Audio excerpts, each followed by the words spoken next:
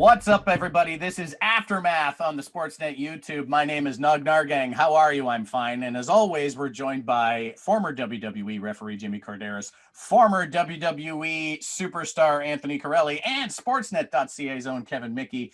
And we're here to talk about the stuff that we loved in WWE, our big wins this week in WWE. But before we get started, we want to give a special shout out to our very good friend, Caroline Schved, who is stepping away from Sportsnet and as a result, stepping away from Aftermath. She's been a big part of the Aftermath show for a long time. We, of course, wish her well in her future endeavors, and we are really going to miss her. And I'm sure whatever she's doing going forward is going to involve pets or rescuing animals to some degree. Yeah. It was a pleasure to have her on board. I mean, what can I say about my TV daughter? You know, we became that close where I was TV dad, she was TV daughter, and you said it best, Nug. And we don't mean this in a derogatory fashion in the slightest, but we do wish her well in her future endeavors. Yeah, I haven't forgiven her yet. Just leaving it at that. Oh, wow! This is Anthony's really been hurt by this. Want to say thanks to Carolyn too. She helped me out with a few of my written pieces for Sportsnet.ca. So thank you, Carolyn, for that. And again, all the best. Yeah, we are going to miss her a lot. Let's get started with our wins this week. And I'm going to get started. I know Kevin and ours are very close. I want to talk about how much of a big win Cesaro's big win on Smackdown was over Daniel Bryan. Not only was it hard fought, but it was kind of felt long overdue. Every time Cesaro gets in the ring and has an amazing showing, we're always like, is this the moment? It really felt like that was the moment. He defeated Daniel Bryan, a multi-time former champion, going into the Royal Rumble, and he's won the Andre the Giant Memorial Battle Royal before, so you got to think he's a favorite going into the Rumble, which is great.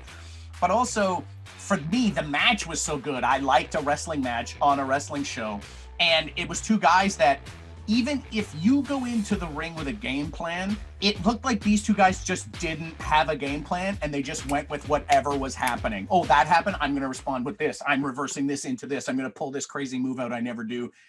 They were on fire in that match, and it was really fun to see two really good wrestlers wrestling. No, absolutely. I mean, when this match was announced to be taking place, I could just see the internet community going, oh, I've been so looking forward to this. And we all know for a long time, that Cesaro in ring is one of the best in-ring performers there is. He is so smooth. He's so fluid. He does everything so well. People were kind of on the fence. I don't know about his personality, how he projects himself. He's got tremendous personality. Anybody who knows him and you know, like we've met him, so we know that he has this kind of dry wit, this dry kind of sense of humor. And we're starting to see a little bit more of that. And I can't remember the old timer who said it. In sports entertainment and pro wrestling, we don't sell motion, we sell emotion, and that's what he's bringing out with this personality. Yeah, let me piggyback off that, and just I'll add on my win. Let me just chime that in here. Cesaro, I love the fact that he and Daniel Bryan had that incredible match. Truly, that was definitely the match, I'd say, of the week in WWE. Cesaro, Daniel Bryan. But what I also love is the fact that Cesaro was just all over SmackDown. He had a backstage interview segment. He had a commentary segment. He had a match. He was all over the place, and this felt like Cesaro was kind of fading to the back after Nakamura had a couple weeks, his former tag team partner, maybe still current tag team partner, had a couple weeks at the forefront in terms of matches, in terms of being on television quite often. Cesaro comes back. We haven't forgotten about him. So Cesaro, you are my winner this week because, man, do I love seeing you all over SmackDown. I like you said this, Jimmy, and I really appreciate it. He's got that dry sense of humor, that dry wit, which I very much appreciate. It goes very underutilized, I think, or very underappreciated. Give me more, Cesaro. And I ask you this when I say give me more. Nug, you kind of mentioned it. We all say, when is he going to break out? Should he break out now? He seems like he's underutilized. He seems like he's undervalued. Is this the time? Is this the time that Cesaro finally breaks through that ceiling and finally captures a singles championship and holds onto it for a while and really reigns? So Yeah, I mean, I hope so. We talk about peaks and valleys, and he's definitely due. And unfortunately, you know, it kind of leaked that Vince thought he didn't have the personality to be the world heavyweight champion. But, you know, with all due respect, nobody else agrees with that. He's a superstar. He reminds me of Bruno Sammartino with the way he carries himself.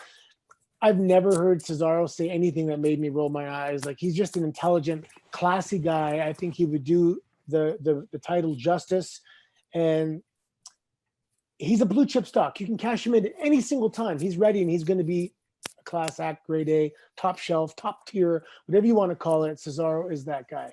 I gotta say, if you don't think Cesaro has personalities, I invite you to tune in to the WWE's Up Up Down Down gaming channel on Wednesdays when he plays Uno against Xavier Woods, Tyler Breeze, and Adam Cole. The four of them playing Uno has more personality than you've ever seen ever. It's so much fun watching those four guys play Uno against each other. It's ridiculous to say it, but it is really fun. Jimmy, moving on to you, and I want to make sure, my eyes might be off here, but it says that your win is a contract signing?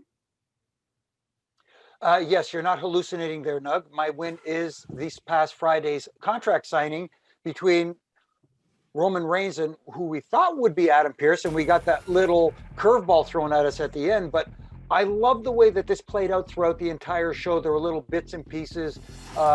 Usually when you hear, oh, coming up on Smackdown, coming up on Raw, coming up on whatever, the contract signing, you kind of, lately it's been a little bit of an eye roll. And going into it, I had a little bit of that, but then I thought about the players involved. Roman Reigns has been on fire lately with Paul Heyman, with Jey Uso. Adam Pearce has been a great authority figure. I almost wish they would make him like the authority figure going forward.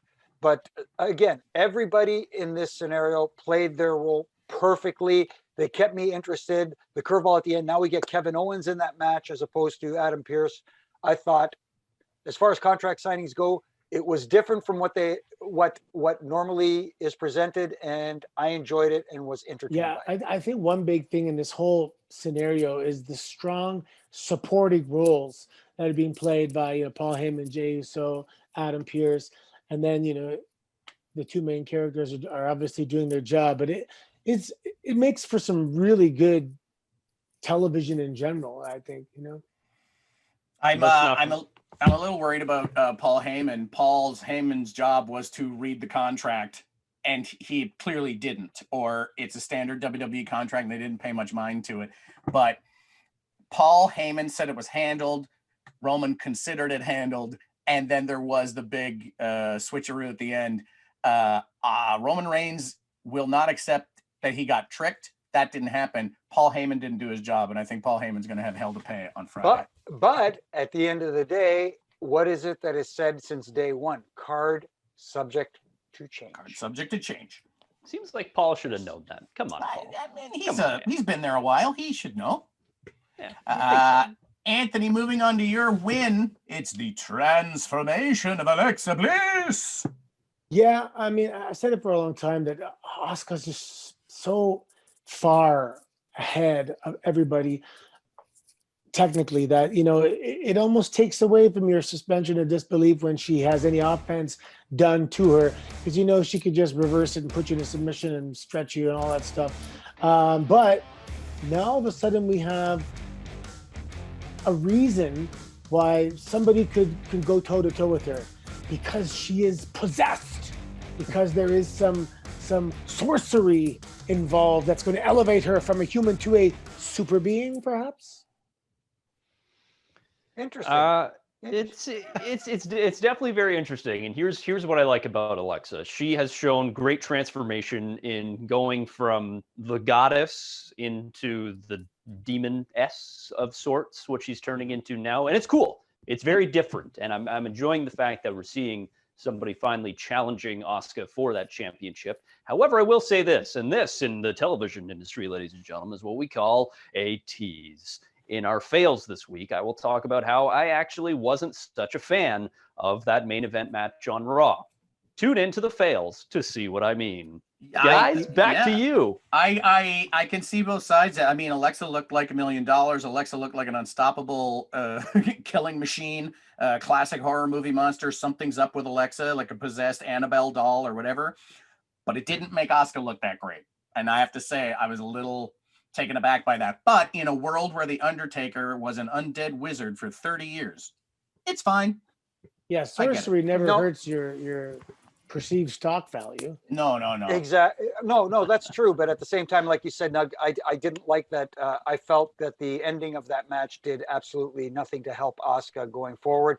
Yes, every evil sorcerer, sorceress, villain has a weak spot, has their kryptonite, so to speak. I guess in time we'll find out what Alexa Bliss is. And I've watched enough kung fu movies to know that a wizard can take down a kung fu master. So it made sense that happened. Be like on water. Raw. Yes. Be like water. Guys, those were our wins for the week that was in WWE. What were yours? Let us know. Use the hashtag AskAftermath on Twitter and be sure to tag Jimmy Corderas in it so he can tell you if he agrees with you. He won't, but that's fine. And stick around because we've got our fails, we've got our favorite Royal Rumble moments, and we've got trivia, which is extra difficult this week because it's very weird and random.